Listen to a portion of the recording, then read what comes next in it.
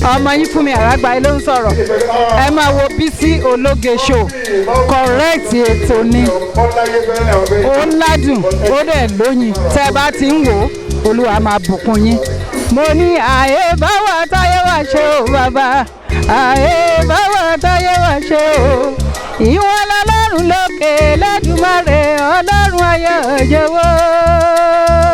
Tètè bá wa ṣe o ní Nàìjíríà, àyè báwa táyé wá ṣe o. Ẹ máa wo Bisi Ologe Show, correct ni, ẹ má gbé kúrò ńbẹ̀.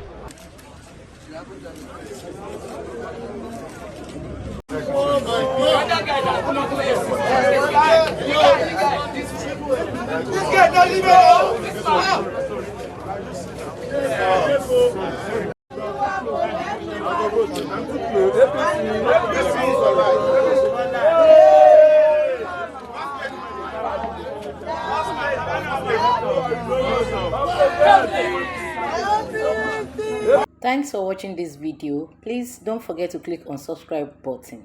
Kindly comment and share. We drop new videos daily. Thank you. God bless.